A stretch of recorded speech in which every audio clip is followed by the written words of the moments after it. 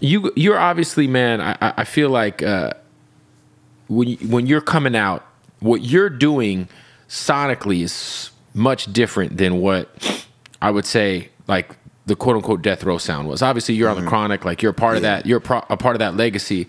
But the G-Funk sound was so different and very, very, very distinct. For you, like, when did you decide to call what you were doing G-Funk? Well, I was introduced pretty much Lay Law and 187 from Above the Law. Shout out to Above the Law. That was G-Funk. So that was so they were the first to do the G-Funk sound. Yeah, yes. So they took me under their wing. Okay. As a pup. Didn't have no place to stay, none of that. Took me in as a pup, and I became part of G-Funk with them. And then I always just kept saying G-Funk, you know, musically, because that's what it was when I was with Lay Law and Above the Law and 187 now. And so, you know, after, you know, they kind of like wasn't like popping no more and stuff like that, I carried on with it, you know what I mean? Not to say that they was like gone or whatever, but you were waving that flag, G-Funk era, yeah. Well, I'd say regulate the G-Funk era, which means I meant that as far as like, let me bring this shit back, you know, and let motherfuckers know this G-Funk. So, but the sound that you hearing, that's my version of G-Funk. You know, it's different sounds along with it. That was your version. The genre of G-Funk I created, which was chords, strings, we brings melodies. You know, G-Funk, where rhythm is life and life is rhythm. And that was how I did, and then I took it worldwide to where the whole world like knows G-Funk. You know what I mean?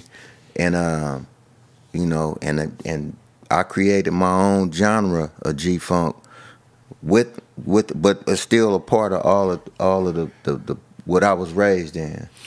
You being like a superstar at the time, I mean, one of the hottest rappers of the planet at the time, being from LA, but somehow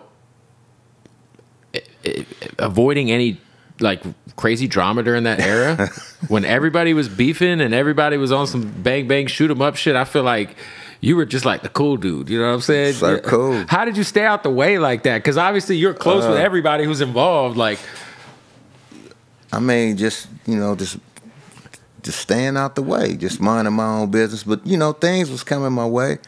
I just, you know, wasn't going to sit there and just let anybody try to do anything or come at me any kind of way. I'm with whoever had a problem, I'm with it too. You know, so they know that. So that's probably why a lot of it, you know, a lot of stuff didn't go down, because I'm with the shit too. You know, if that's how y'all want to get down, like that's how we're gonna get down. If the circus comes to your door, you're there, but you're not gonna willingly participate. No, I'm not gonna jump in nothing, but you know, I mean, I had to deal with a lot. You know, I had to deal with Def Jam and Suge and them beefing. I had to deal with when Dre left Death Row, and I didn't even know. You know, I wish he would have told me. Like, yo, can I get a heads up? Yeah, and I mean, I had to deal with a bunch of stuff. You know, but I wasn't having it.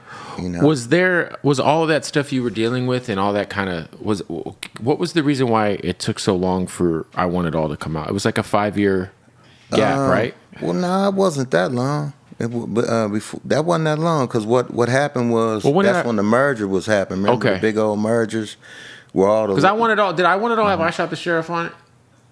I Shot the Sheriff, but that was my second album. Take a Look Over Your Shoulder. Oh, I'm thinking that's the album I'm thinking of. Yeah, because I had remember back in the day we used to go to the warehouse and just buy singles because we couldn't afford to buy the album. Yes, indeed. Yeah.